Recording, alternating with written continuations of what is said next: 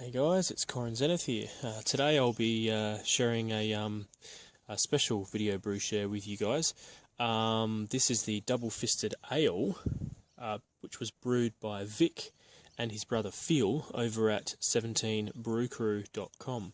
Vic's a great friend of mine and a fellow brewer.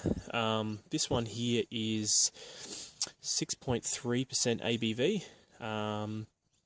And the interesting thing about this one, the reason why I really want to share it with you guys, is this is following the exact same recipe of the original all-malt Double Fisted Ale extract recipe, except instead of using Coopers and Blackrock, this is actually made entirely by Morgan's brand, so the brand Morgan's. So I'm really excited just to see what it tastes like. I've tried a lot of Double Fisted Ales, obviously.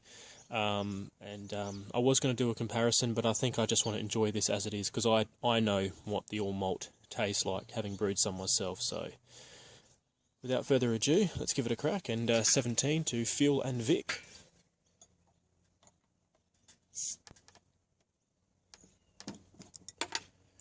Very nice hiss there.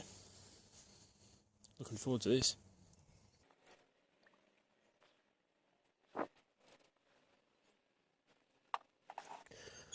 All I can say is, wow. This head looks absolutely beautiful. Let's give it a smell. Wow. Look how small those bubbles are. Can you see that? Look at that. Absolutely beautiful. That head is not dying down. Vic, mate, I want to know how you did this. Seriously, absolutely awesome. There's not a lot of sediment in the bottom. I think Vic is bottling from the keg, I think. So, oh, sensational. Gosh, look at that. Well, let's get cracking. I was only able to taste the foam then, and already I got the cascade through that big time.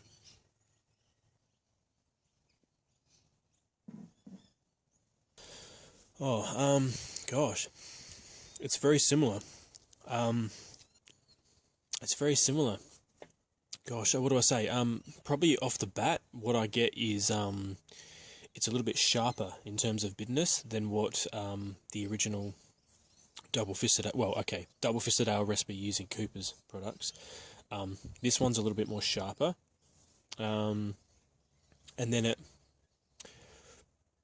it's sharp. Then the sharpness disappears. Then you're left with some lingering bitterness, and it kind of does get a little bit sweet at the end. And I agree with Vic. When these age a bit, you do get a little hint of almost honey tones and sort of characteristics there, but the malt in this is very bold. Wow. The malt is the hero. It really is. But you know what's really good about this, that I've obviously experienced with my recipe as well as this one here now, is that it's amazing how such a little bit of hops can go a long way. Because the hops in this just kind of cut it a little bit. It's like when you're having the sweet and sour type thing. It's like it just nothing to do with the acidity, because it's it's cascade. It doesn't add hardly any sort of bitterness. And it was a hop tea for 15 minutes, then just thrown into the fermenter, sort of dry hop for the whole fermentation. But this was just it just cuts through just enough for you to have a little bit of a different sort of fragrance and aroma, and the malt characteristics of the Morgan brand is slightly different to that of Cooper's. As you would imagine, they would be very similar, but obviously not identical, because any slight changes in processes and the way they malt, their barley and things like that can change. And as any home brewer out there knows, you could follow a recipe from one corner of the globe to the other, doing everything exactly the same, and they'll still come out tasting differently, and it's just because of the yeast you use and all that kind of stuff. I think Vic may have used the Mangrove Jacks.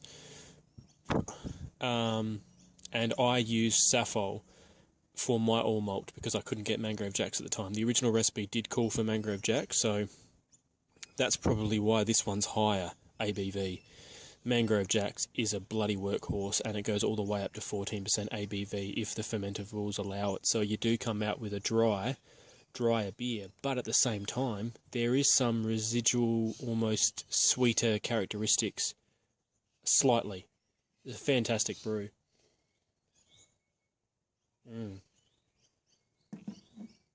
I'm not going to enjoy all this on camera, guys, because I just want to, yeah, just enjoy this off camera on my own. So thank you, Vic and Phil. You guys are awesome, master brewmen, and what an amazing privilege it is to actually try someone else's brew. And this was my brew, this was my recipe that I made, and to see, you know, not just in my own home country, but other countries around the world, people are actually trying this recipe. It is a very simple recipe. I don't claim to be a master, you know, recipe creator or brewer.